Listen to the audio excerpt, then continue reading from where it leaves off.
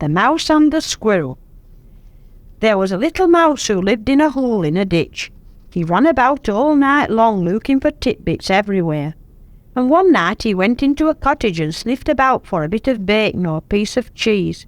Aha! What was this? Bacon rind, smelling fresh and delicious. The mouse ran to it and began to nibble. But alas, it was a trap, and there came a loud rap as the trap worked and tried to catch the little mouse. He leapt backwards, but his front foot was caught and badly hurt. The little mouse squealed and pulled his foot away. Then, limping badly, he hurried out of the cottage by the hole through which he had come, and went back to the wood. His foot made him feel very ill, for it pained him. He could not go out hunting for grain and seeds as he had used to do. He was hungry and wondered if he could ask help from someone. By his hole he saw a fat grey squirrel. The squirrel was sitting up on his hind legs, his bushy tail well in the air, nibbling at an acorn. "Good day, Squirrel," said the mouse humbly. "Could you spare me an acorn? Or could you get me a scarlet hip from the wild rose bramble over there? I have hurt my foot and cannot go hunting for food. I am very hungry." "What?" cried the squirrel in a rage. "You, a mouse, dared to ask a grey squirrel for a favour like that? Of course I shall not get food for you.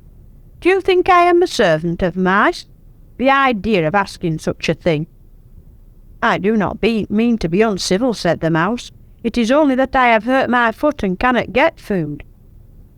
"Then ask someone else to do your hunting for you," said the selfish squirrel, and bounded off. The little mouse sat at the entrance to his burrow and watched the squirrel.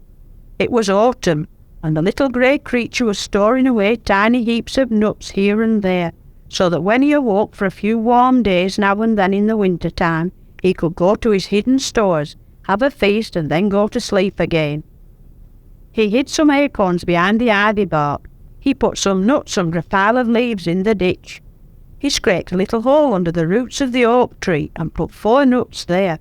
He went to the hollow tree nearby and hid 7 acorns. He was well prepared for warm days in the winter. The mouse wished he could go and take some of the nuts, but he could not move far without pain. He lay in his hole and almost starved. Then another mouse ran by and saw the thin and hungry one. "What's the matter?" he asked, running into the hole. The little mouse soon told him. The other mouse listened. "Well, you know," he said, "I would dearly love to help you, but I have a large and hungry family, and it is all I can do to find food for them.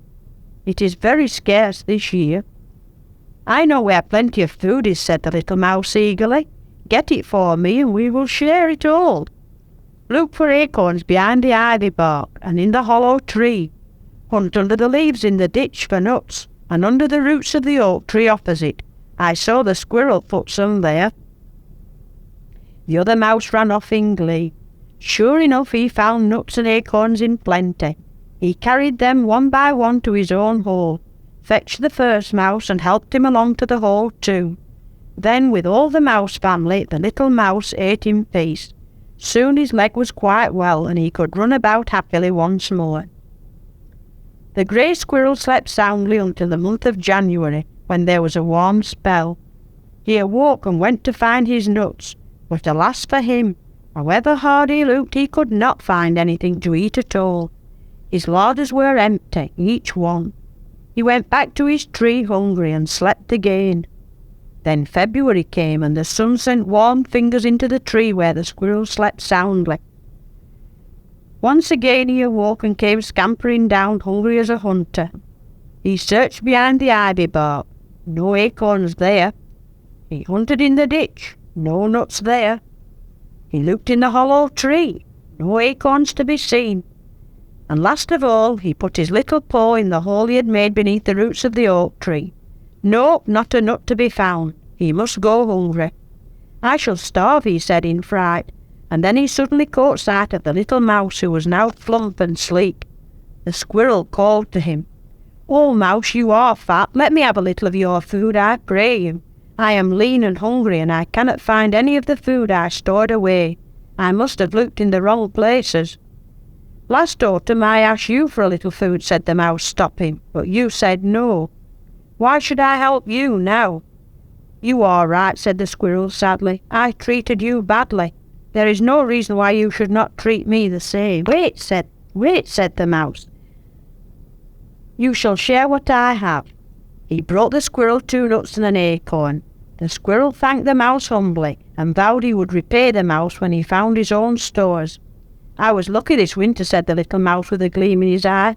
"I found 4 heaps of nuts and acorns, in the ivy bark, in the ditch, and in the hollow tree, and under the roots of the oak, so I and my friends have feasted well." The squirrel listened. At first he was angry, but then he remembered that after all the mouse had let him have some food. "So those are my nuts and acorns," he said. "Well, I deserve to lose them for my greed. Next autumn I will store up a larder for you too." He kept his word, and now he and the mouse are great friends.